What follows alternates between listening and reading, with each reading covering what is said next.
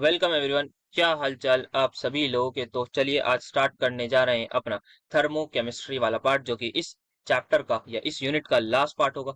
आज इसको भी अपलोड कर दिया जाएगा। अब कोशिश रहेगी, वैसे इस वीक थोड़ा सा बिजी शेड्यूल रहेगा, मुझे तीनों दिन कॉलेज जाना होगा, ट्यूसडे वेंसडे और थर्सडे।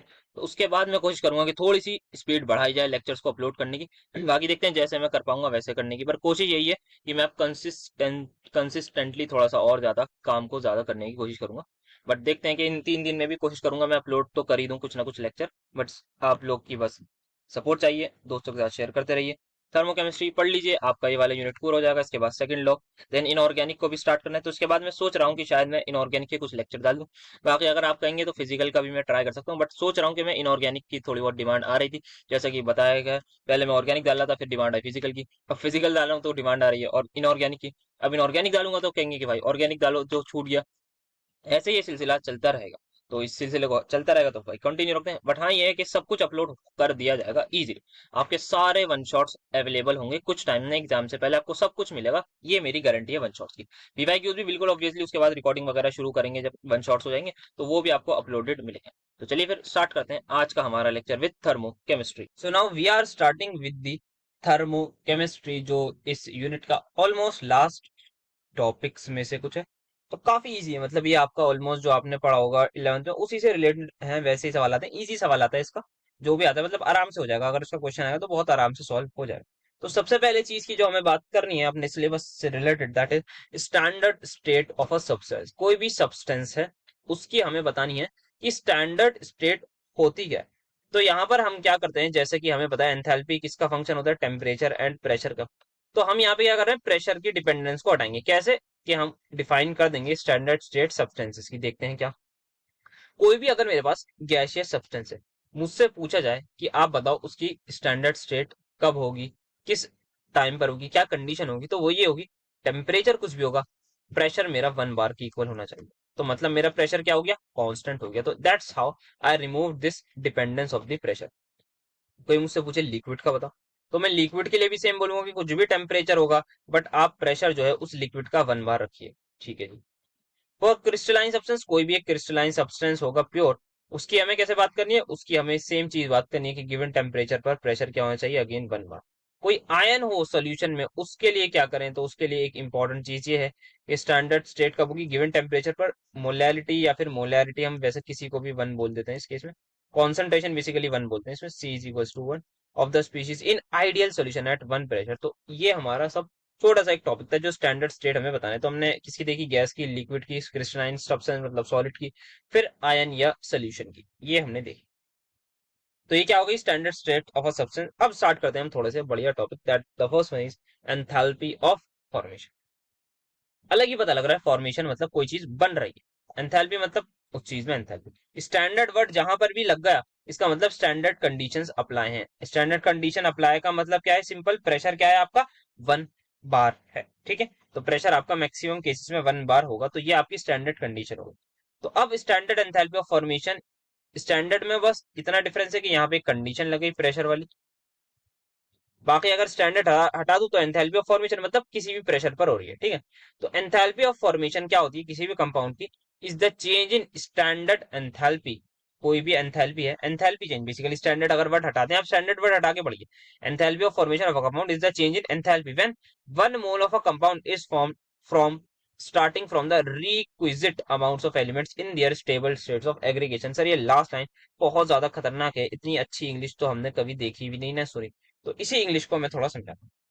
अगर मैं इसको छोटा सा बताऊं, तो फ्रॉम यहाँ पे लिखिए इज फॉर्म्ड फ्रॉम, इसके आगे आप इसको अगर मैं छोटा लिखूं, is formed from its elements, is form from its elements. कोई भी इन, अभी पूरी लिखता हूँ फिर बताता हूँ, in elementary state at standard conditions. बताता हूँ 2 मिनट की बस। In elementary condition, sorry in elementary मतलब क्या, कोई भी एक कंपाउंड बन रहा है, ठीक है सर, बन रहा है, मान लेते हैं इथेनॉल है, कार्बन डाइऑक्साइड है, वाटर है। वो किससे बन रहा है, वो बन रहा है सर उसके एलिमेंट्स से। सर उसमें एलिमेंट्स को कैसे, जैसे वाटर की अगर मैं बात करूं, मुझे बताइए वाटर में कौन कौन से एलिमेंट्स हैं। सर वाटर में आपका हाइड्रोजन है और ऑक्सीजन है। तो मुझे बताइए हाइड्रोजन और ऑक्सीजन जो है वो नेचर में, बहुत ध्यान से, किस फॉर्म में पाए जाते हैं? सर वो पाए जाते हैं H2O और O2 में। क्या ये बात आप सभी को बिल्कुल समझ में? बस इसी चीज को कहते हैं एलिमेंट्री स्टेट। एलिमेंट्री स्टेट मतलब सिंपल, किस फॉर्म में नेचर में पाए जाते हैं, आप ऐसा समझ लीजिए। इसका मतलब यह है किस फॉर्म में नेचर में मिलते हैं या पाए जाते हैं। ठीक है, ये मतलब हुआ किसका? स्टैंडर्ड स्टेट का। यही चीज यहाँ पर भी लिखी हुई है कि from the requisite amount of elements in their stable states of aggregation. Obviously अगर वो चीज नेचर में प्रेजेंट है तो क्या वो स्टेबल होगी या नहीं? हाँ सर बिल्कुल होगी। अब यहाँ पे एक चीज कि हमें इसका वन मोल बनाना है किसी भी चीज का। अब एक और चीज मैं आपको पूरी डेफिनेशन समराइज कर रहा हूँ, क्या है? एक मोल किसी भी सब्सटेंस का बन रहा है।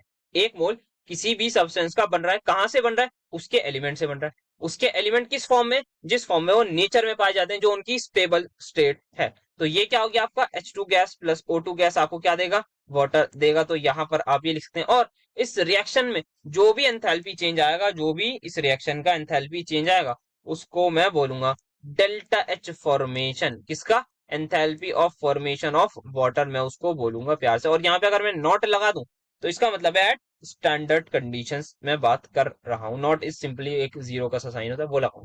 क्या आपको एंथैल्पी ऑफ फॉर्मेशन बेहतरीन तरीके से क्लियर हो? हाँ सर हो गई होगी, मेरे हिसाब से हो गई होगी। अब यहाँ पे मैं अगर एक और रिएक्शन लिख दूं, तो जैसे मैं कुछ और बनाऊं, क्या बनाऊं? तो अमोनिया बनाते हैं। अमोनिया क्या है सर? NH3 है। मुझे इसका एक मोल बनाना है। किससे बनाएंगे सर? नाइट्रोजन से, हाइड्रोजन से। मुझे बताइए किस फॉर्म में मिलती है सर? N2H2 के फॉर्म में। बिल्कुल बेटा आपने सही बोला, गैस की फॉर्म में। जरा इसको बैलेंस करिए, तो यहाँ पे हाफ लगाना होगा, यहाँ पे क्या लगाना होगा? 3/2। बिल्कुल। तो इस रिएक्शन का जो भी डेल्टा एच होगा, इस रिएक्शन का डेल्टा एच का मतलब क्या है सर? बेटा एंथैल्पी चेंज जो भी इस रिएक्शन में आएगा, हम देखेंगे। रिएक्शन से पहले कंडीशन में स्टडी करेंगे कि भाई एंथैल्पी जो है क्या है रिएक्टेंट की, फिर प्रोडक्ट की देखेंगे, फिर उनका जो है वो निकालेंगे, दैट इज डिफरेंस निकालेंगे। तो हमें पता लग जाएगा कि एंथैल्पी चेंज क्या है। और वो ही एंथैल्पी चेंज किसके इक्वल होगा? Enthalpy of formation of ammonia के। आई होप अब एकदम क्लैरिटी मिली होगी। अब जरा थोड़ी सी बात कर लेते हैं एलिमेंट्स की, जो स्टैंडर्ड स्टेट वाली बात होती है। तो जैसे कि इसमें एक आध चीज रखी है, जैसे कार्बन है, उसको डायमंड में भी पाया जाता है और ग्रेफाइट में भी। कार्बन की graphite is it's standard form. Sulphur की बात करें तो वो रोम्बिक। पहले फास्फोरस जो है वो व्हाइट फास्फोरस भी होता है, रेड फास्फोरस भी होता है, पी ब्लॉक में हम पढ़ेंगे। तो यहाँ पर जो है वैसे ब्लैक भी होता है। तो व्हाइट वाला जो है वो उसकी स्टैंडर्ड स्टेट मानी जाती है। इसमें जो है रोम्बिक वाला फास्फोरस माना जाता है। तो ये भी हम जो है इनकी एलोट्रोप्स में जब पढ़ेंगे तो ये। तो अगर कोई भी एलिमेंट एग्जिस्ट करता है एक से ज्यादा फॉर्म में, तो उसकी स्टैंडर्ड फॉर्म हमने यहाँ पे लिख रखी है। These are its standard, sorry elementary form I should say. क्या बोलना है इसको? इसकी एलिमेंट्री फॉर्म।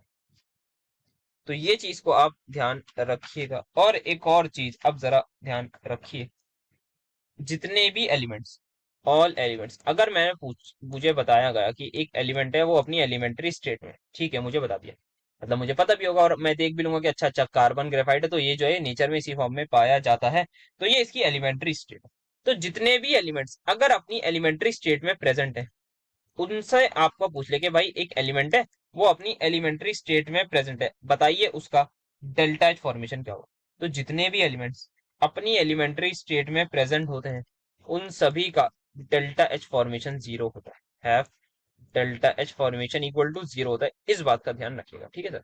ठीक है सर, रख लेंगे। वैसे कॉमन सेंस भी थोड़ी थोड़ी कह रही होगी कि अगर कोई एलिमेंट है वो अपनी एलिमेंट्री स्टेट में। अब हमारी एंथैल्पी ऑफ फॉर्मेशन का मतलब क्या है? एंथैल्पी ऑफ फॉर्मेशन का मतलब ये एक मोल कंपाउंड का बनना कहाँ से? फ्रॉम इट्स एलिमेंट से, जो एलिमेंट्री स्टेट में। तो अगर H2 की बात करें, सर H2 में एलिमेंट क्या है सर? हाइड्रोजन है। अब एलिमेंट्री स्टेट किस फॉर्म में पाया जाता है? H2 की फॉर्म में। तो सर मतलब H2 से H2 ही जा रहा है, तो रिएक्टेंट भी सेम, प्रोडक्ट भी सेम, तो ऑब्वियसली एंथैल्पी क्या चेंज क्या आएगा? जीरो आएगा। तो आई होप इतनी ये चीज भी क्लैरिटी हुई होगी। तो बाकी ये लिखवाने के लिए लिखवा दिया। अच्छा, ब्रोमीन किस फॉर्म में पाया जाता है? याद रखिएगा, ब्रोमीन जैसे लिक्विड की फॉर्म में पाया जाता है। आयोडीन सॉलिड की फॉर्म में पाया जाता है। तो that are its elementary state. ऐसा नहीं कि मतलब ब्रोमीन गैस को आप लिख दें, जैसे फ्लोरीन क्लोरीन तो गैस फॉर्म में पाई जाती है। तो आपके यहाँ भाई बढ़िया गैस के लिख दो, पर ब्रोमीन और आयोडीन का ध्यान रखिएगा। और बाकी जो है दो तीन चीजें जो करनी थी वो हमने बात कर ली। तो आई थिंक यही था एंथैल्पी ऑफ फॉर्मेशन के लिए। अब I think we can move on आगे। तो ये हो गया। अब बात करते हैं enthalpy of combustion. Enthalpy of combustion से क्या पता लग रहा है सर? फॉर्मेशन से मतलब बन रहा था कोई कंपाउंड, कंबशन से मतलब जला रहे हैं। सिंपल सी बात है भाई, आप ऑक्सीजन से रिएक्शन करा रहे हैं। अच्छा, एक चीज जो पीछे एक फॉर्मूला बताना था, अगर आपसे पूछ लिया जाए कि एक रिएक्शन आपको दे दी, एक रिएक्शन आपको दी थी और उसमें जितने भी रिएक्टेंट्स और प्रोडक्ट्स मौजूद हैं, जितने भी रिएक्टेंट्स और प्रोडक्ट मौजूद हैं, उनका डेल्टा एच फॉर्मेशन दे रखा है। एक रिएक्शन दे दी उसमें जितने भी रिएक्टेंट्स और प्रोडक्ट मौजूद हैं उनका आपको डेल्टा एच दे दिया, और आपसे पूछ रहे हैं कि इस रिएक्शन का डेल्टा एच बताइए। You have to tell delta H of reaction. तो आप क्या करिएगा, कुछ नहीं करिएगा, आपको सिंपल सम करना है। किसका? Sum all delta H formation किसका होना चाहिए यहाँ पे, रिएक्टेंट और प्रोडक्ट में थोड़ा सा ध्यान रखिएगा। ये फॉर्मूला अगर याद रखिए तो आराम से काम बन जाएगा। प्रोडक्ट्स वैसे इन पर भी मुश्किल लेस चांस है, जो क्वेश्चन आते हैं वो हम करें, मतलब वो क्वेश्चन वाली वीडियोस में करेंगे, बट यहाँ पे फॉर्मूला बता देता हूँ ताकि हम वहां पे इसको अप्लाई कर पाए। माइनस रिएक्ट, और ये जो x और y लिख रहा हूँ ये मेरे रिस्पेक्टिव क्या होंगे, stoichiometric coefficient of product, stoichiometric coefficient of reactant. I think अगर आगे कोई हम देखना हुआ नीट वीडियो तो इसका यूज देख लेंगे, अदरवाइज वी हैव टू सी ऐसी चीजें तो हमारे क्वेश्चन वाली वीडियोस में ही। ठीक है, तो चलते हैं आगे, या फिर एक क्वेश्चन ले लें। चलिए आगे, पहले हम कंबशन पढ़ते हैं फिर बात करते हैं। तो कंबशन के बारे में अगर मैं बात करूं तो एक मोल कंपाउंड, एक मोल किसी भी कंपाउंड का क्या कर रहे हैं, कंबाइन कर रहे हैं किसके साथ? ऑक्सीजन के साथ, to give product in their stable form. Simple है भाई, एक मोल कंपाउंड जब अंडरगो करेगा कंबशन में, तो उस रिएक्शन में जो भी एंथैल्पी चेंज आएगा, जो भी हीट रिलीज होगी, जो भी हीट एब्जॉर्ब होगी, उसको हम बोलेंगे एंथैल्पी ऑफ कंबशन। सिंपल सी चीज है, इसमें कोई बहुत ज्यादा बातचीत करने की बात नहीं। यहाँ पे डेल्टा एच का फॉर्मूला थोड़ा सा ध्यान रखिएगा, वो होता है summation of delta H combustion. But यहां पर पहले आते हैं reactant, then finally minus product. अगर आपसे कोई रिएक्शन दे दी, क्या दे दी? कोई भी रिएक्शन आपको दे दी, उसमें आपसे पूछ रहे हैं कि बेटा इसका बताइए आप इस रिएक्शन का डेल्टा एच क्या होगा। तो आप कहेंगे, आपको रिएक्शन में अगर आपको सारे कंबशन दे रखी कि भाई CO2 की कंबशन, वैसे CO2 नहीं होता, H2 है बेसिकली, हाइड्रोजन के कुछ एंथैल्पी ऑफ कंबशन दे दी, और किसी और फ्लोरीन की कुछ दे दी, देन आपका प्रोडक्ट HF होगा तो उसकी कुछ दे दी। आप क्या करेंगे, आप देखेंगे पहले रिएक्टेंट कौन कौन है, उन रिएक्टेंट की ऐड करेंगे। अगर स्टोइचोमेट्रिक कोएफिशिएंट से मल्टीप्लाई हो रहे हैं तो उनकी रिस्पेक्टिव एंथैल्पीज को स्टोइचोमेट्रिक कोएफिशिएंट से मल्टीप्लाई करेंगे, एंड देन आप करेंगे सबट्रैक्ट। ठीक है, तो ये चीज हमारे पास होती है। तो आइए इसका एक छोटा सा इलस्ट्रेशन देख लें पहले आपका, उस वाले में क्या बोलते हैं, enthalpy of formation. Carbon graphite मुझे दे रखा है, इसकी रिएक्शन मुझसे करा रहे हैं 2H2 और CH4 से, और सी, अबे यार क्या हो रहा है, CH4 से, यहाँ ये गैस है, ये भी गैस है। हमें क्या क्या दे रखा है, हमें ये दे रखा है कि enthalpy of combustion, enthalpy of combustion carbon की दे रखी है -x किलो जूल पर मोल, हाइड्रोजन की दे रखी है -y किलो जूल पर मोल, और CH4 की दे रखी है -z किलो जूल पर मोल। मुझसे पूछा है इस रिएक्शन का डेल्टा एच बताओ, तो सर फॉर्मूला ये है, प्रोडक्ट माइनस रिएक्टेंट की रिएक्टेंट माइनस प्रोडक्ट। सर इसका फॉर्मूला, अगर कंबशन है, अगर कंबशन दे रखी है तो रिएक्टेंट माइनस प्रोडक्ट, अगर फॉर्मेशन दे रखी है तो प्रोडक्ट माइनस रिएक्टेंट। सर यहाँ पे दे रखी है कंबशन, तो रिएक्टेंट माइनस प्रोडक्ट। तो रिएक्टेंट की अगर मैं डेल्टा एच एंथैल्पी निकालूं, तो डेल्टा एच ऑफ रिएक्शन का मैं अगर समीशन निकालूं तो वो क्या आएगा सर, कार्बन है, कार्बन की -x। फिर क्या करूंगा, मैं ऐड करूंगा किससे, यहाँ पे ध्यान रखिएगा स्टोइचोमेट्रिक कोएफिशिएंट 2 है, और y क्या है उसकी, तो यहाँ पे आ जाएगी रिएक्टेंट की -x -2y। अब मैं अगर समीशन करूं प्रोडक्ट का, तो वो कैसा आएगा सर, CH4 है, उसकी दे रखी है सिंपल माइनस है। तो फॉर्मूला क्या था आपका, था आपका रिएक्टेंट माइनस प्रोडक्ट था, इसका समीशन। तो रिएक्टेंट की क्या आई है, -x -2 है, प्रोडक्ट की क्या आई है, माइनस। तो ये आप लिख सकते हैं Z -x -2y is going to be your answer. I hope आपको ये सिंपल सी इलस्ट्रेशन समझ में आई होगी, किस तरीके से हमें मूव ऑन करना है। ऐसे ही आपको जो है सेम तरीके से, जो मैंने स्टोइचोमेट्रिक कोएफिशिएंट से यहाँ पे मल्टीप्लाई करा है ना, तो वैसे ही आपको सेम एंथैल्पी ऑफ फॉर्मेशन के केसेस में भी करना है। वैसे आपके अब ये एंथैल्पी ऑफ हाइड्रोजिनेशन वगैरह अलग अलग तरीके की एंथैल्पीज के नाम दे दिए जाते हैं, कि अगर हाइड्रोजन से रिएक्शन करा रहे हैं किसी अनसैचुरेटेड कंपाउंड की, बेसिकली उसको सैचुरेटेड बना रहे हैं। आपने हाइड्रोजिनेशन रिएक्शन पढ़ी होगी बचपन में, 10th क्लास से पढ़ते हुए आ रहे होंगे। एल्कीन्स की रिएक्शन हाइड्रोजन से कराओ तो एल्केन बन जाएगा। तो उस रिएक्शन का जो भी बेसिकली डेल्टा एच होगा उसको हम एंथैल्पी ऑफ हाइड्रोजिनेशन बोल देते हैं। सो बॉन्ड डिसोसिएशन एनर्जी देखें पहले, वो या हेस्लो, चलो ये देख लेते हैं। So let us talk about bond dissociation enthalpy, या पहले बॉन्ड एंथैल्पी देखें, पहले देखते हैं बॉन्ड एंथैल्पी, फिर आएंगे बॉन्ड डिसोसिएशन पर। ठीक है, ठीक है सर, जैसा आप बोले वैसा ही करेंगे। तो अब सबसे पहले बॉन्ड एंथैल्पी होती क्या है, ध्यान से सुनिएगा, इसमें थोड़ा सा डिफरेंस होता है, वो हमें समझना है। It is defined as the enthalpy change. ये क्या है, सिंपल एंथैल्पी चेंज सब जगह का है, जब 1 mole of, when 1 mole of same type of bond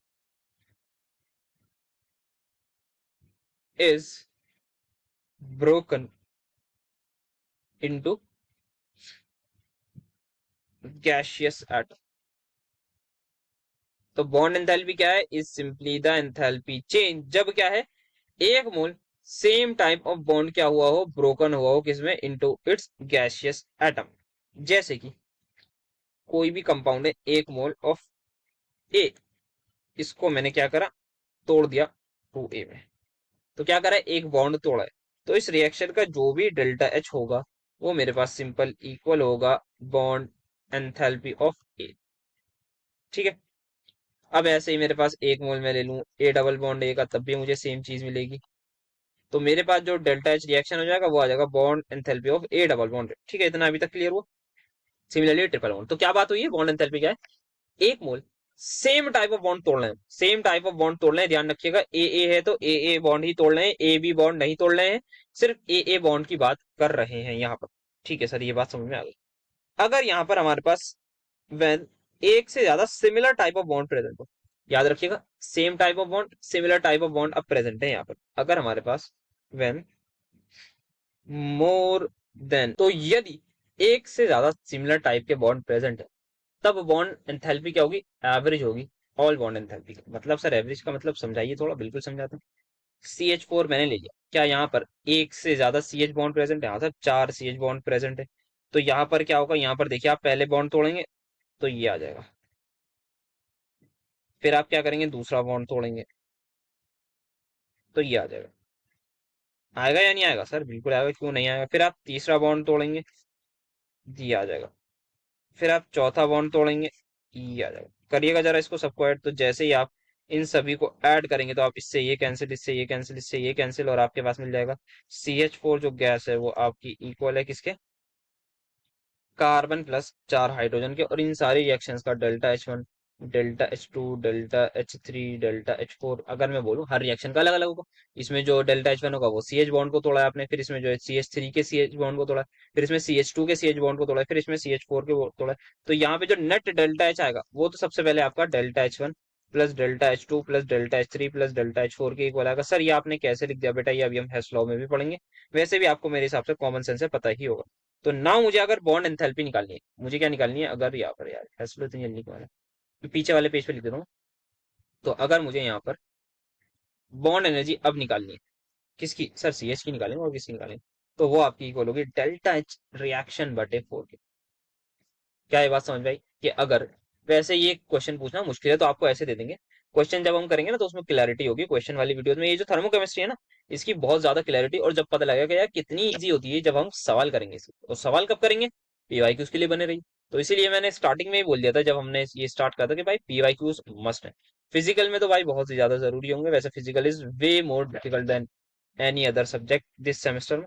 तो फिजिकल के लिए थोड़ा सा भाई ध्यान, चीजों को ध्यान रखते हुए करेंगे। अब आते हैं हम अपनी बॉन्ड डिसोसिएशन एनर्जी पर। तो बॉन्ड डिसोसिएशन एंथैल्पी या फिर बॉन्ड डिसोसिएशन एनर्जी क्या होती है, एंथैल्पी ऑफ सिंपल। अब यहां पर ध्यान रखिएगा, एक मोल ऑफ गैसियस सब्सटेंस है, क्या है, एक मोल गैसियस सब्सटेंस है, कोई भी हो सकता है, is simply converted into its constituent elements, into its constituents या कॉन्स्टिट्यूट्स बोलते हैं, पता नहीं, कॉन्स्टिट्यूएंट्स बोलते हैं, कॉन्स्टिट्यूएंट्स ही बोलते हैं मुझे, एलिमेंट्स। तो ये क्या होता है जरा एक बार दोबारा देखें। तो बॉन्ड एंथैल्पी या फिर बॉन्ड डिसोसिएशन एनर्जी मतलब कोई कंपाउंड है हमारे पास, उसमें क्या कर रहे हैं, उसके बॉन्ड्स को तोड़ रहे हैं। क्या कर रहे हैं, उसके बॉन्ड्स को तोड़ रहे हैं इन द, आप लिख लीजिए, गैसियस एटम। एकदम एटॉमिक फॉर्म में हम उसको लेके जा रहे हैं। तो बॉन्ड डिसोसिएशन एनर्जी या बॉन्ड एनर्जी सिंपली एक मोल ऑफ गैसियस सब्सटेंस जब कन्वर्ट हो रहा है किसमें, into its constituent elements in the gaseous atoms. ठीक है। अब जैसे कि एग्जांपल के तौर पर मैं ले लूं CH3OH। मुझे बताना है कि इस रिएक्शन की बॉन्ड डिसोसिएशन एनर्जी क्या होगी। तो आप कहेंगे delta H bond dissociation energy आपकी होगी। इसका स्ट्रक्चर पता है आपको? सर पता है, इसका बनाइएगा जरा। ये CH3OH का ये होता है सर, ये होता है। इसके अगर मुझे सारे बॉन्ड तोड़ने, तो कौन कौन से बॉन्ड तोड़ने होंगे सर? आपको 3 तो CH बॉन्ड तोड़ने, आपको जो है एक CO बॉन्ड तोड़ना है, और एक OH बॉन्ड तोड़ना है, या नहीं बोलिए, सुन आंसर ये बोलने। तो यही होगा सिंपल, जो आपकी 3 CH बॉन्ड को तोड़ने में जो एनर्जी लगी, एक को जो तोड़ने में लगी, एक को जो इसको तोड़ने में एनर्जी लगी, उन सभी का summation is going to be the bond dissociation energy for CH3OH। क्या ये बात समझ में आई आपको? यहाँ पर सिमिलर टाइप ऑफ बॉन्ड की कोई भी बात नहीं है, क्योंकि जरूरत ही नहीं है। आई होप ये चीज समझ में आपको आई होगी अच्छे तरीके से। तो बॉन्ड डिसोसिएशन एनर्जी और बॉन्ड एंथैल्पी में ये हमारा थोड़ा सा डिफरेंस रहता है। तो नाउ इस बात का ध्यान रखिएगा, अगर आपसे डेल्टा एच रिएक्शन पूछ ले तो आपको वही सिंपली करना है, summation of delta H bond dissociation energy किसकी, ये इंपॉर्टेंट टॉपिक आता है, रिएक्टेंट माइनस प्रोडक्ट है, यहाँ पर भी इस बात का ध्यान रखिएगा। तो दो जगह हमारे पास रिएक्टेंट माइनस प्रोडक्ट आ गए सर। दो जगह कौन कौन से? एक कहाँ है? बॉन्ड डिसोसिएशन एंथैल्पी वाले में, और दूसरा हीट ऑफ कंबशन में, या फिर एंथैल्पी ऑफ कंबशन के केस में। इन चीजों का हमें रखना ही है हमेशा ध्यान। तो क्या इस पर इससे रिलेटेड सवाल देख सकते हैं? Let me just have a look. तो हाँ, इससे रिलेटेड एक सवाल करना है ये। C2H4 की रिएक्शन में करा रहा हूँ H2 से, मुझे मिल रहा है C2H6। क्या मिल रहा है मुझे? C2H6 मिल रहा है। मुझे क्या दे रखा है? मुझे दे रखी है bond energy C double bond C की X, bond energy C single bond C की Y, bond energy H single bond H की Z, और बॉन्ड एनर्जी CH बॉन्ड की W। मुझे क्या निकालना है? इस रिएक्शन का डेल्टा H निकालना है। थोड़ा सा ध्यान से देखिएगा इसका। आप जो एक बार स्ट्रक्चर बना लेंगे तो आपको एग्जामिनर भी थोड़ा खुश हो जाएंगे और आपको भी अच्छा लगेगा, क्योंकि आपका आंसर भी लेंदी हो जाएगा और आपको मजा भी आ जाएगा। मतलब सर मजा क्या है सर, समझ जाओ मतलब कुछ तो थोड़ा बहुत तो होगा। हम्म, ये बना दिया। फार्मूला क्या कहता है डेल्टा एच का? कि भाई रिएक्टेंट माइनस प्रोडक्ट। तो आइए जरा delta H bond dissociation energy reactant की निकालते हैं। किसकी? रिएक्टेंट की। तो सबसे पहले यहाँ पे क्या है सर, यहाँ पर आपका जो है वो एक प्रेजेंट है C डबल बॉन्ड, तो X प्लस किसको कर दूं? चार क्या है यहाँ पर? CH बॉन्ड, तो 4 इंटू यहाँ पर चार आ गए तो W। क्या ये बात समझ में आई? साथ में ऐड किसको करूं? Z को करूंगा या नहीं? बोलिए यस और नो। यस सर, बिल्कुल जरूर करना पड़ेगा इसको ऐड। समझ में आ गया रिएक्टेंट कैसे लिखा? आओ जरा प्रोडक्ट का। डेल्टा एच BDE किसकी? प्रोडक्ट की। कौन कौन से बॉन्ड है? एक Y है, बेसिकली एक सी सिंगल बॉन्ड C है, तो इसके लिए Y प्लस 6 कितने हैं? CH बॉन्ड, तो उनके लिए क्या आएगा? W। सही लिखा है यहाँ पे? हाँ ठीक है, सही लिखा है। तो प्रोडक्ट की आ गई, रिएक्टेंट की आ गई। क्या करना है? Reactant minus product. तो delta H is going to be reactant minus product, that will be ultimately x minus Y plus Z minus 2W। क्या ये बात आप सभी को समझ में आई? बोलिए यस और यस सर, ये अच्छे से समझ में आ गई। तो इस तरीके से क्वेश्चंस को हमें टैकल करना होगा। अगर स्टोचियोमेट्रिक कोफिशिएंट होता तो I will multiply with the respective stoichiometric coefficient, तो पूरा पूरा को फिर हमें स्टोचियोमेट्रिक कोफिशिएंट से मल्टीप्लाई करना हो। तो इस तरीके से ये हमारा रहता है बॉन्ड एनर्जीज का concept. Now let us talk about थोड़ा सा हेस लॉ के बारे में। तो हेस लॉ एक सिंपल सा आप समझ लीजिए, कोई भी रिएक्शन है, ए से मुझे डी मिल रहा है, इस रिएक्शन का कुछ डेल्टा एच होगा, उसको मैं डेल्टा एच बोल रहा हूँ। अब मैं क्या कर रहा हूँ, मेरा मन कर रहा है इस रिएक्शन को अलग तरीके से कराने में। तो मैंने क्या करा, ए से बी बना लिया, बी से सी बना लिया, सी से डी बना लिया। इस रिएक्शन का डेल्टा H1, इसका कुछ डेल्टा H2 होगा, इसका कुछ डेल्टा H3 होगा। इनिशियली ध्यान से देखिएगा, क्या था मेरे पास? ए, फाइनली क्या बना? डी। इनिशियली क्या था? ए, फाइनली क्या बना? डी। इस रिएक्शन में इनिशियली मैंने क्या करा? सीधा डायरेक्टली बना दिया। बट सेकंड चीज मैंने क्या करी कि मल्टी स्टेप में करा है।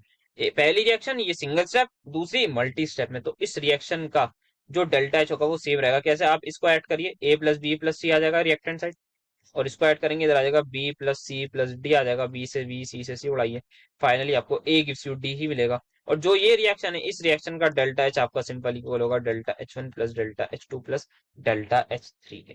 क्या ये बात आई होप आप सभी को बेहतरीन तरीके से समझ में आई होगी कि क्या हुआ यहाँ पर? हमने सिंपल ऐड कर दी रिएक्शन, तो delta H will also get add. तो लॉ ऑफ थर्मोकेमिस्ट्री में ही हमारे पास आता है, तो ये रिएक्शन अभी हम बाद में करेंगे। तो लॉ ऑफ थर्मोकेमिस्ट्री आप समझ लीजिए एक चीज होती है, उसमें आपको सबसे पहले क्या करना है, अगर रिएक्टेंट ऐड हुआ है तो डेल्टा एच भी क्या हो जाएंगे? ऐड हो जाएंगे। दूसरी चीज जो आपने अभी अभी देखा, अगर मैंने रिएक्शन को सब्ट्रैक्ट कर दिया, रिएक्शन को सब्ट्रैक्ट करने का मतलब है मैं रिएक्शन को रिवर्स करके ऐड कर रहा हूं, रिवर्स एंड ऐड, तब जो मेरा डेल्टा एच है उसका भी साइन जो है वो नेगेटिव हो जाएगा। एक रिएक्शन है, मान लीजिए ऐसे ही ए गिव्स मी बी, इसका रिएक्शन का डेल्टा एच आ रहा है +50। अगर मुझे बी गिव्स यू ए का निकालना है ना, तो मैं सिंपली लिख दूंगा -50। समझ आया? बोलिए यस और नो। ऐसा बहुत सिंपल सी चीज है, ऐसा पढ़ भी रखी होगी आगे साथ में। आओ तीसरी देखते हैं। तीसरी क्या है, अगर मैं किसी भी चीज से मल्टीप्लाई कर रहा हूँ, एक रिएक्शन है मेरे पास ए गिव्स यू बी, मुझे इसका डेल्टा एच मान लेता हूँ मैं 50 है। अब दूसरी रिएक्शन है मेरी two A gives me two B, तो मुझे सिंपल कुछ ज्यादा दिमाग नहीं लगाना, 2 × 50 कर देना है और मेरा डेल्टा एच क्या आ जाएगा 100। क्या ये बात आपको समझ में आई? हाँ सर आ गई, इसमें कोई बहुत ज्यादा अगेन समझने वाली चीज नहीं। यही है हमारा है syllabus, multi step, single step, reaction वगैरह करते हैं। आइए इस सवाल को देखते हैं। तो क्या है ये सवाल? ये सवाल आप सभी की स्क्रीन पर कह रहा है कि आपको थर्मोकेमिकल इक्वेशन दे रखी है। अच्छा, ये किसी प्रीवियस ईयर वीडियो से करनी है, ऐसे ही मैं क्वेश्चन लाऊं प्रैक्टिस के लिए कुछ, ताकि थोड़ा सा क्लैरिटी हो जाए ना टॉपिक में और अच्छे से। डेल्टा एच आर आपसे पूछा गया है इस रिएक्शन का, मतलब आपको इस रिएक्शन का डेल्टा एच बताना है, ठीक है। पहली रिएक्शन आपको दिख रही है, दूसरी दिख रही है, तीसरी। मुझे बताइए आपको रिएक्टेंट साइड में क्या चाहिए? सर कार्बन ग्रेफाइट H2 कहां पर है वो? सर यहाँ कार्बन ग्रेफाइट है, यहाँ पर H2 है, बट द प्रॉब्लम इज यहाँ पर एक हाइड्रोजन है, ठीक है, एक चीज। दूसरी चीज मुझे बताइए CH4 कहाँ चाहिए? सर आपको सिर्फ और सिर्फ CH4 एक प्रोडक्ट में चाहिए। नीचे वाली रिएक्शन ये क्या है हमारी? ये हमारी डिजायर्ड रिएक्शन है, इस रिएक्शन को हमें बनाना है किसकी हेल्प से? इन तीनों रिएक्शन की हेल्प से। इस बात का ध्यान रखिएगा, जब भी कोई ऐसी रिएक्शन है आपको 3 4 5 रिएक्शन दे देंगे, आपको एक रिएक्शन बनानी होगी। तो वो कैसे बनाएंगे? आप उसको बनाएंगे मदद करके, कैसे? एडिशन सब्ट्रैक्शन करके। देखिए फर्स्ट रिएक्शन को, ये फर्स्ट है, इसको हमें एज इट इज छोड़ना है। मुझे सेकंड वाली रिएक्शन को 2 से मल्टीप्लाई करना होगा। क्यों करना होगा? क्योंकि यहाँ पे मुझे 2H2 चाहिए, फिर ये क्या हो जाएगा 2 ऑक्सीजन हो जाएगा, फिर ये क्या हो जाएगा आपका 2 वाटर हो जाएगा। हो जाएगा या नहीं? हाँ सर हो जाएगा। तो जो सेकंड वाली रिएक्शन है उसको आफ्टर बीइंग मल्टीप्लाइंग विद 2 मैं यहाँ पर लिख देता हूँ एक बार आपके सामने, ताकि आपको थोड़ा अच्छा लगे।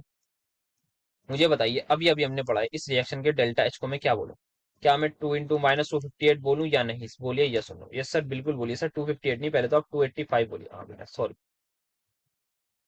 ये बात समझ में आई।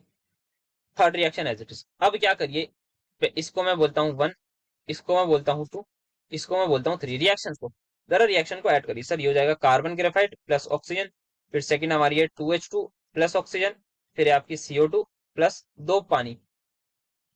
क्या दे रहा है आपको? सर ये आपको देना है प्रोडक्ट, अगर हम देखें CO2, फिर आ रहा है आपके पास 2H2, फिर आ रहा है आपके पास CH4। क्या यही आ रहा है या नहीं? और प्लस 2 ऑक्सीजन। समझ में आया इधर? हाँ सर। देखना कुछ कट रहा है सर, कट तो रहा है, ये 2H2 कट रहा है क्या? नहीं सर 2H2 नहीं कट रहा, बट CO2 से CO2 गया, इससे ये गया, 2 ऑक्सीजन से 2 ऑक्सीजन चलेगा। तो बचा क्या? सर बचा वही जो हमें चाहिए था। And finally we have reached our goal, that is this. तो इसका मतलब सर अगर हम पहली रिएक्शन, दूसरी रिएक्शन और तीसरी रिएक्शन को ऐड करते तो सिंपल प्रोडक्ट मिल जाएगा। हाँ मिल जाएगा। तो डेल्टा एच को क्या करें? उनको भी ऐड करना पड़ेगा। तो for this reaction delta H is going to be, पहली रिएक्शन का डेल्टा एच ये है, दूसरी रिएक्शन बेटा हमने ये ली है, इस बात का ध्यान रखिएगा। तो आप जो भी आंसर आएगा उसको, मतलब इसको बेसिकली 2 से मल्टीप्लाई करें तो 285 को अगर मैं मल्टीप्लाई करूँ किससे? 2 से, तो 570, 570 आ जाएगा। और मुझे 1.6 और लगाना होगा, तो मेरे पास ये आएगा आपका 571.6 आना चाहिए मेरे हिसाब से। बाकी आप लोग कैलकुलेट कर लीजिएगा, फिर प्लस करना है तीसरी से, दैट इज। जो भी आंसर है रिपोर्ट कर दीजिएगा, आपको बहुत इजीली आंसर मिल जाएगा। तो ये अगर मैं देखूँ कितना बन रहा है, तो 500 और 300 800, 800 और ये तो 90 के आसपास कुछ लग रहा है, 80। हाँ, तो मेरे हिसाब से आंसर आपका आना चाहिए नेगेटिव पॉजिटिव आएगा, नेगेटिव पॉजिटिव भी आएगा आपका नेगेटिव, शायद ये आंसर होगा, शायद देख लिएगा। बाकी आप कैलकुलेट करके, आप लोग समझदार है, इतना तो कैलकुलेटर ही करेगा, मतलब आपको थोड़ी करना है ये काम, आपको कैलकुलेटर साथ पर छोड़ देना है। तो ये हमारे पास अच्छा टॉपिक रहता है थर्मोकेमिस्ट्री का। Now let us talk about enthalpy of neutralization. Sir neutralization हमने एक ही जगह पढ़ा है।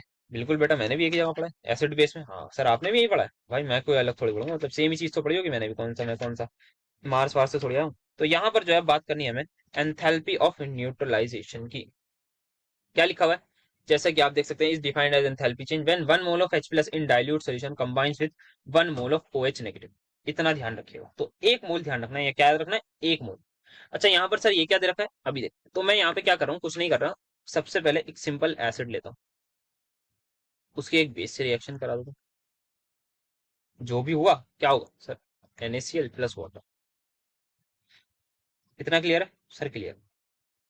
ध्यान से समझिएगा, यहाँ पर क्या हुआ है सर? HCl है, ऑब्वियसली हम एक्वस मीडियम में करा रहे होते हैं रिएक्शन, तो ये H प्लस और Cl नेगेटिव में टूटेगा। मुझे बताइए HCl स्ट्रॉन्ग इलेक्ट्रोलाइट है अभी?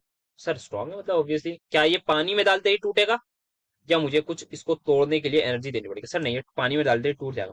तो इसका डेल्टा एच क्या होगा? 0 होगा या नहीं? हाँ सर होगा। NaOH की बात करिए, पानी में डालते ही क्या ये Na प्लस और OH नेगेटिव पे टूटेगा या नहीं? हाँ सर टूट जाएगा। क्या मुझे कुछ एनर्जी देनी पड़ेगी? नो सर, कोई देने की जरूरत नहीं पड़ेगी, क्योंकि ये स्ट्रॉन्ग बेस है। अगर वीक होता तब हम इस बारे में सोचते, क्योंकि वो इनकम्प्लीटली डिसोशिएटेड रहते हैं या पार्शियली डिसोशिएट होते हैं।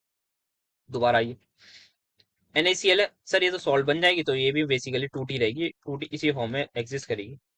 But the final thing is this की H प्लस मेरे पास जब रिएक्ट करेगा OH नेगेटिव के साथ क्या बनाएगा सर, ये वाटर बनाएगा। तो in this reaction delta H यहाँ पर जीरो नहीं होगा, और इसी रिएक्शन की वजह से मेरी जो है कुछ हीट रिलीज होगी, और उसी हीट रिलीज को मैं बोल दूंगा मेरी enthalpy of neutralization. So actual में क्या होता है, जब 1 ग्राम इक्विवेलेंट एसिड का रिएक्ट करता है या कंप्लीटली न्यूट्रलाइज हो जाता है 1 ग्राम इक्विवेलेंट बेस के, तब उस एंथैल्पी चेंज को हम बोलते हैं डेल्टा H न्यूट्रलाइजेशन। और यहाँ पे उसकी वैल्यू दे रखी है, आपको उस वैसे वैल्यूज अलग अलग मिलेंगी। कहीं पर आपको मिलेगी -57.3 किलो जूल पर मोल, कहीं पर आपको मिलेगी -57.1 किलो जूल पर मोल। बट एग्जाम में जो है आपको खुद ही दे देंगे, एग्जाम में आपको दे देंगे कि स्ट्रॉन्ग एस और स्ट्रॉन्ग एसिड और स्ट्रॉन्ग बेस का इतना इतना आपको दे देंगे, क्या कि ये आपकी एंथैल्पी चेंज है। या फिर आपको -13.7 होता है, if I am not wrong, let me just have a look. Calories में क्या लिखते हैं, 13.7 किलो कैलोरी बोल सकते हैं, या -13.4। तो ये सारी वैल्यू देखने को मिल सकती है किसके लिए, स्ट्रॉन्ग बेस और स्ट्रॉन्ग एसिड के लिए। तो इन चीजों का ध्यान रखिएगा, ठीक है सर। आइए थोड़ी सी और आगे बात करते हैं। तो अब मैं अगर एक रिएक्शन ले लूँ, एंथैल्पी ऑफ हाइड्रेशन है, ठीक। तो इस रिएक्शन का जरा मुझे डेल्टा एच बताइए। सर ये बना देगा KNO3+1। सबसे पहला क्वेश्चन, दोनों स्ट्रॉन्ग एसिड और स्ट्रॉन्ग बेस हैं या नहीं, सर हैं, ठीक है। कितने मॉलिक्यूल्स वाटर के बन रहे हैं, सर एक ही बन रहा है।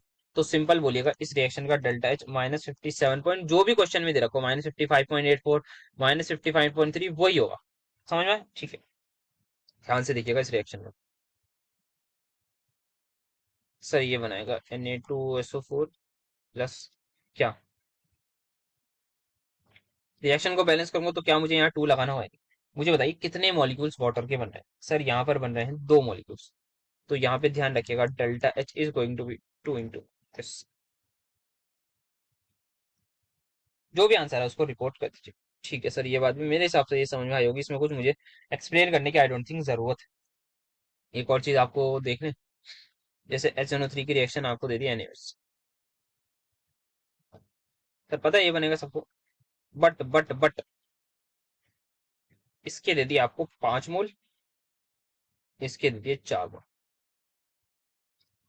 अब पूछ लिए डेल्टा एच, बताइए क्या होगा सर। अगर हम थोड़ा सा दिमाग लगाएं, तो इसके 4 मोल, इसके 5 मोल, सर मतलब Na एक, इसका 1 मोल 1 मोल से रिएक्ट कर रहा है, तो सर मतलब NaOH के जैसे ही 4 मोल रिएक्ट कर जाएंगे ना, वैसे ही HNO3 के भी 4 कर जाएंगे। बट क्या होगा इसका आफ्टर सम टाइम, सर इसका कुछ ऐसा होगा कि 5-4 और 4-4, मतलब इसके कुछ टाइम बाद 0 बचेंगे, इसका 1 मोल बचेगा। तो क्या ये 1 मोल कुछ करेगा या ऐसे ही पड़ा रहेगा, सर ऐसे ही पड़ा रहेगा, एसिड है, मतलब इसके लिए कोई रिएक्शन करने के लिए है ही नहीं कोई बंदा, तो क्या करेगा, ऐसे ही पड़ा रहेगा। तो अब मुझे बताइए कितने मोल्स वाटर के बनेंगे, सर अगर 1 मोल HNO3 का रिएक्ट कर रहा है 1 मोल NaOH से, तो 1 मोल वाटर का बन रहा है। बट अगर 4 मोल HNO3 के रिएक्ट करेंगे 4 मोल NaOH से, तो कितने मोल बनेंगे वाटर के, 4। इस चीज का भी ध्यान रखिएगा, अगर आपको गिवन हो कि आप निकालिए भाई 4 मोल की एंथैल्पी निकालिए एंड ऑल, तो आप इस चीज का ध्यान रखिएगा। ओके सर, तो इस चीज का ध्यान रखिएगा हमेशा हमेशा, स्ट्रॉन्ग एसिड और स्ट्रॉन्ग बेस की जो भी एंथैल्पी ऑफ न्यूट्रलाइजेशन होगी वो फिक्स होगी। जैसे कि आप ये बोल सकते हैं this is fixed value. Question में गिवन होगी, वेरी करती है, जैसे आपको यहाँ पे अलग दिख रही है, मैंने जो लिखा है वो भी हो सकती है। तो कुछ भी आपको क्वेश्चन में दे सकते हैं, 57.1 भी दे सकते हैं, 3 भी दे सकते हैं, कुछ भी क्वेश्चन में दे सकते हैं। तो क्वेश्चन पर आपको डिपेंडेंट रहना है फॉर दिस। अगर नहीं दे रखी हो तो वैसे देंगे यार, मतलब तो आप फिर मतलब क्या करेंगे, बाकी क्वेश्चन में देखेंगे। हाँ, क्वेश्चन में अगर नहीं दे रखी होगी तो हम देखेंगे किस तरीके से हमें क्वेश्चन में टैकल करना है, जब आप क्वेश्चन वाली वीडियो करेंगे। वैसे आई थिंक दे ही रखी होती है एक चीज। तो ये सिर्फ और सिर्फ बात करी हमने स्ट्रॉन्ग एसिड स्ट्रॉन्ग बेस। अच्छा सर, तो वीक एसिड और वीक बेस की केस में कुछ और होगा, बिल्कुल बेटा कुछ और होगा। आओ जरा देखें, आइए सर देखते हैं, आप दिखाइए, मतलब हम क्या देखें, क्या मिलेगा सर, सॉल्ट वाटर। बहुत ध्यान से सुनिएगा एक चीज, सर बहुत ध्यान से ही सुन रहे हैं, और कैसे सुन, अगर मेरे पास वीक एसिड है तो क्या वो कंप्लीटली डिसोशिएट होगा या नहीं, sir the answer is straight no, नहीं हो। क्यों सर, क्योंकि ये CH3COH है। अगर ये ब्रेक डाउन होगा तो ये इस तरीके से होगा, लेट कर रहा हूं मैं इसके 100 मॉलिक्यूल से मेरे पास, तो क्या 100 के 100 टूट के H+ दे देंगे, नो सर नहीं देंगे। अगर नहीं देंगे तो ऑब्वियसली 100 के 100 रिएक्ट नहीं करेंगे। अगर 100 के 100 रिएक्ट नहीं करेंगे तो परेशानी की बात है। हाँ सर, मतलब पूरा परेशानी नहीं हो, पूरा तरीके से रिएक्ट नहीं करोगे तो क्या होता है बेटा, सम हीट जो एंथैल्पी ऑफ न्यूट्रलाइजेशन होती है उसकी वैल्यू मान लेते हैं आनी थी -57.1 किलो जूल पर मोल, अगर मेरे पास स्ट्रॉन्ग एसिड और स्ट्रॉन्ग बेस होता है। ये क्या होती है, माइनस किसी दिखा रहा है सर, हीट रिलीज दिखा रहा है। तो अब जो हीट रिलीज होगी, जैसे मान लेते हैं कुछ मॉलिक्यूल्स छूट गए, अब ये H प्लस कुछ मॉलिक्यूल छूट गए, मान लेते हैं 10 मॉलिक्यूल छूट गए, 10 मॉलिक्यूल क्या करेंगे, 10 NaOH से रिएक्ट करेंगे, और 10 NaOH से रिएक्ट करके क्या करेंगे सर, कुछ हीट रिलीज कर देंगे। अब ध्यान से सुनिएगा, जो हीट रिलीज हुई, मुझे लग रहा था कि मुझे जो है वो जब मैं अपना एंड में देखूंगा उसमें मुझे इतनी वैल्यू आनी चाहिए थी, बट जो इनिशियली हीट रिलीज हुई वो हीट रिलीज यूज जाएगी इसके मॉलिक्यूल्स को फर्दर ब्रेक डाउन करने, इसको मैं फर्दर डिसोशिएट करने में। तो मुझे लगा था कि मेरे पास जो है, अगर मैं, जैसे ये कंडीशन है, डिसोशिएट की स्पेलिंग क्या लिख दिया यार मैंने, डिसोशिएट, हाँ। मुझे लग रहा था कि 10 मॉलिक्यूल्स H प्लस के 10 मॉलिक्यूल्स OH नेगेटिव से रिएक्ट करेंगे तो कुछ हीट रिलीज होगी, और मुझे आंसर अपना जब मैं देखूंगा जो भी एंथैल्पी कैलकुलेट करूंगा तो मुझे मिल जाएगी, बट ऐसा नहीं हुआ एक्सपेरिमेंटली, क्योंकि कुछ हीट जो थी वो यूज हो गई इसको ब्रेक डाउन करने में। ध्यान रखिएगा, कुछ हीट जो है वो यूज होगी in the ionization of weak acid और वीक बेस। तो डेल्टा एच रिएक्शन का जो होगा वो आएगा delta H neutralization plus delta H ionization के इक्वल। इस बात का ध्यान रखिएगा। जैसे सपोज करिए, मैं एक एग्जांपल यहीं पर ले लेता हूं, हमारे पास रिएक्शन हुई, उस रिएक्शन का, इसी रिएक्शन का मैं बोल रहा हूँ, डेल्टा एच मुझे दे रखा है स्ट्रॉन्ग एसिड और स्ट्रॉन्ग बेस का, ये या फिर हाँ ये दे रखा है स्ट्रॉन्ग एसिड और स्ट्रॉन्ग बेस का, चलो 57.3 लेते हैं, ये strong acid versus strong base दे रहा है, बट इस रिएक्शन का जो डेल्टा एच आया ना वो आया है 55। तो आप मुझसे पूछ रहे हैं कि कहीं कहाँ गई, तो मैं कहूंगा वो कुछ हीट आयनाइजेशन में चली गई, किसके आयनाइजेशन में, जो भी वीक हो, वीक कौन है, एसिड है, तो वीक एसिड के आयनाइजेशन में वो हीट चली गई। तो मैं यहाँ पे वैल्यू जरा पुट करूँ तो डेल्टा एच रिएक्शन क्या है सर, 55 है, आप क्या लिखना है, 55 आएगा या -55 सर, ऑब्वियसली हीट रिलीज है तो -55 is equal to, then plus कर दूंगा मैं डेल्टा एच आयोनाइजेशन। अब आप इसको उधर भेज दीजिए तो आप देखेंगे कि 57.3 -55, तो आपका डेल्टा एच आयनाइजेशन जो है वो आपकी आ जाएगी 2.3। तो कुछ हीट जो है वो आपकी यूज हो गई किसमें, इन दी आयोनाइजेशन। अच्छा, ये हीट पॉजिटिव इसीलिए आ रही है बिकॉज ये रिलीज नहीं हुई, क्योंकि ये यूज हो गई, किसमें यूज हो गई, ऑब्वियसली एसिटिक एसिड की डिसोसिएशन है। क्या ये बात आप सभी को समझ आई, बोलिए यस और नो। आ गई बढ़िया से, कोई डाउट तो नहीं है, नो सर अब नहीं है, तो ये बात हो गई हमारी। अब एक चीज में फ्लोरीन का केस अगर बताऊं तो, अच्छा एक चीज यहाँ पे साइड में लिख लीजिएगा, अगर HF एसिड हो तो आपकी डेल्टा एच न्यूट्रलाइजेशन जो है ना वो ज्यादा आएगी, जो भी स्ट्रॉन्ग एसिड और स्ट्रॉन्ग वर्सेस स्ट्रॉन्ग बेस के केस में आती है। जैसे मान लेते हैं अगर मेरे पास delta H neutralization strong acid और स्ट्रॉन्ग बेस के केस में है इतनी, तो HF के केस में वो कुछ आ सकती है 58 59 माइनस को आ सकती है। उसका रीजन क्या है, कुछ नहीं है, बस कि जो HF है उसकी न्यूट्रलाइजेशन तो होती है, साथ में वो जो है स्ट्रॉन्ग हाइड्रेशन भी दिखाता है। क्या दिखाता है, हाइड्रोजन बॉन्डिंग, आप समझ लीजिए स्ट्रॉन्ग हाइड्रेशन, यहाँ पे भी आपको वाटर मिल जाएंगे। तो यहाँ पे जो है ड्यू टू हैवी हाइड्रेशन कुछ और इंटरेक्शन होती है। हाइड्रेशन का मतलब क्या है, कुछ नहीं बेटा, पॉजिटिव और नेगेटिव इंटरेक्ट कर रहे हैं। अगर पॉजिटिव और नेगेटिव, बेसिकली हाइड्रेशन एनर्जी हमने पढ़ रखी है, आपको याद होगा जिन बच्चों ने सेमेस्टर 1 में पढ़ा है ना मुझसे, वो आराम से बता देंगे कि हाइड्रेशन क्या होती है। तो वही होती है हाइड्रेशन जो सेमेस्टर 1 में हमने पढ़ी है, किसमें पढ़ी है, आई थिंक केमिकल बॉन्डिंग वाले यूनिट्स में, सॉलिड्स वगैरह किसी में पढ़ी है, कोवैलेंट या आयनिक में पढ़ी होगी। तो आयनिक कंपाउंड में जो भी हमने पढ़ी थी आयनिक बॉन्ड में, वो हमें होती है हाइड्रेशन। तो हाइड्रेशन ज्यादा होगी तो कुछ एनर्जी रिलीज होगी, अगर एनर्जी कुछ रिलीज हुई तो ऑब्वियसली पहले जो आ रही थी उससे थोड़ी वैल्यू ज्यादा ही आएगी। तो ड्यू टू हैवी हाइड्रेशन यहाँ पर जो है आपकी वैल्यू थोड़ी ज्यादा आएगी HF की केस में। चलते हैं अब आगे, आई थिंक ये लास्ट होना चाहिए इसके बाद, हाँ ठीक है। एंथैल्पी ऑफ हाइड्रेशन, क्या एंथैल्पी ऑफ हाइड्रेशन, एक बार रीड कर लिया खुद ही।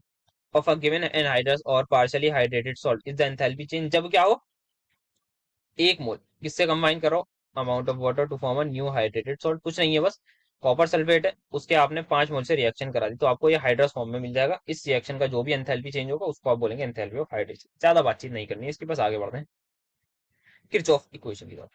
क्या है यहाँ पर, अब किरचॉफ इक्वेशन के बारे में अगर मैं बताऊं तो ये सिंपली हमारे पास है, आपको डेल्टा एच का रिलेशन विद टेम्परेचर,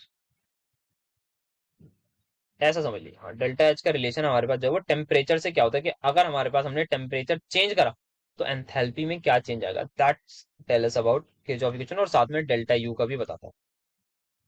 आइए जरा देखते हैं डायरेक्टली अब इसको डिराइव करते हैं। एक रिएक्शन मुझे दे रखी है ये, ठीक है सर। क्या मैं डेल्टा एच बोल सकता हूँ प्रोडक्ट माइनस रिएक्टेंट? हाँ सर बोल सकते हैं। प्रोडक्ट की एंथैल्पीज कैसे लिखूंगा sir? C into H C. H C मतलब heat enthalpy of C, plus D क्या है, स्टोइकोमेट्रिक कोएफिशिएंट से मैं मल्टीप्लाई करूंगा, ध्यान रखिएगा इसको। अभी अभी हमने पढ़ ली ये सारी चीजें कि एंथैल्पी जब भी हम करते हैं कुछ तो स्टोइकोमेट्रिक कोएफिशिएंट से मल्टीप्लाई करना ही होता है, ये करा। अब कुछ नहीं करिए, आप डिफरेंशिएट कर दीजिए इस इक्वेशन को, बेसिकली इसको इससे with respect to temperature and pressure को लगा दीजिए कांस्टेंट प्रेशर की कंडीशन। तो क्या ये मिलेगा या नहीं मुझे बताइए, क्योंकि आपने प्रेशर कांस्टेंट लगाया तो आपको डेल लगाना पड़ेगा।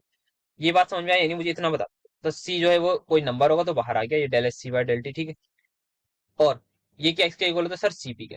तो ये यहाँ पर क्या लिखा है? ये लिखा है सी इंटू जो भी heat capacity at constant pressure होगी सी की, उसकी वैल्यू, जो भी heat capacity at constant pressure होगी डी की, उसकी वैल्यू, इंटू मल्टीप्लाई करेंगे उसके स्टोइकोमेट्रिक कोएफिशिएंट, माइनस फिर इससे कर देंगे, और उसको हम बोल रहे हैं डेल्टा सीपी, मतलब चेंज इन हीट कैपेसिटी। तो इस बात का ध्यान रखिएगा, सीपी को आप डायरेक्टली मत देखिएगा, CP of product minus reactant, बल्कि याद रखिएगा आपको स्टोइकोमेट्रिक कोएफिशिएंट से मल्टीप्लाई जरूर करना है। तो ये हो गया आपका सीपी, आपका जो है वो मल्टीप्लाई करेगा किससे, सॉरी थोड़ा सा मतलब गले में दर्द हो रहा है, जस्ट ओके। सो दोबारा आता हूँ, मतलब तो सीपी क्या है यहाँ पर? डेल्टा सीपी मतलब चेंज इन हीट कैपेसिटी, जैसे कि sum of heat capacity is product minus react. इतना समझ में आया क्या? तो क्या यहाँ पर अब मैं बोल सकता हूँ कि del by del H of del T at constant P बराबर है इसके? हाँ बिल्कुल बोल सकते हैं।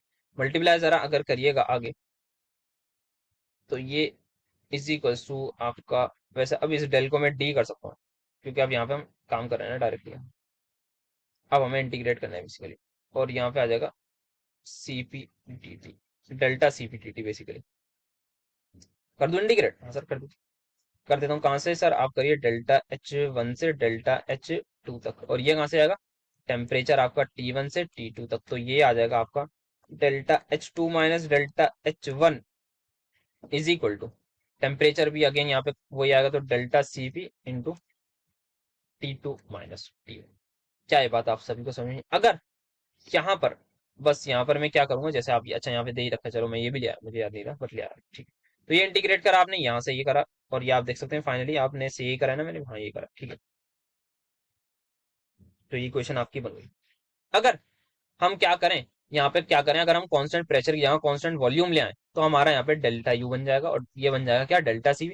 सेम तरीके से आप इसको भी इंटीग्रेट करके अपनी किरचॉफ इक्वेशन को डिराइव कर सकते हैं। तो ये थी हमारी किरचॉफ इक्वेशन, जो बहुत सिंपल सी थी, एग्जाम में आने के चांसेस है, तो इजीली आप डिराइव कर सकते हैं। कोई लंबा चौड़ा मेथड नहीं है, सिर्फ प्रोडक्ट माइनस रिएक्टेंट करा, डिफरेंशिएट करा, कांस्टेंट प्रेशर लगाया, सीपीसीबी का फॉर्मूला बचपन से पढ़ते हुए आ रहे हैं, मतलब बचपन से नहीं, 11th में तो पढ़ा ही था।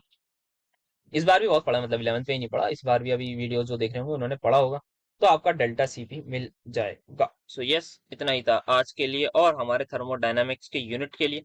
तो हो गया है ये वाला फर्स्ट लॉ वाला यूनिट कंप्लीट, थर्मोकेमिस्ट्री भी आज हमने फाइनली कर ली है कंप्लीट। स्टार्ट करेंगे अब, देखते हैं। और इनऑर्गेनिक मैं सोच रहा हूँ अपलोड करने की, जैसा कि बताया था, तो वही अपलोड करूंगा। फिर ऑब्वियसली बाद में ये भी कंटिन्यू करना ही है, सब कुछ अपलोड करना है इन 3 दिनों के बाद। बस कोशिश रहेगी कि किस तरीके से मैं बहुत ज्यादा स्पीड अप करके डेली कोशिश रहेगी कि एक एक लेक्चर अपलोड कर दूं। बाकी आप लोग देखिए, सपोर्ट करिए, दोस्तों के साथ शेयर करते रहिए। जितना ज्यादा शेयर होगा, जितने ज्यादा लोग देखते हैं, उतनी ज्यादा ऑब्वियसली कॉमन सेंस से मोटिवेशन आएगी, पता लगेगा ना कि ज्यादा से ज्यादा लोगों की मदद हो पा रही है। और मदद कब होगी? जब आप लोग शेयर करेंगे। तो यही चीज है, तो जितनी ज्यादा मोटिवेशन उतना ज्यादा अपलोड करेंगे।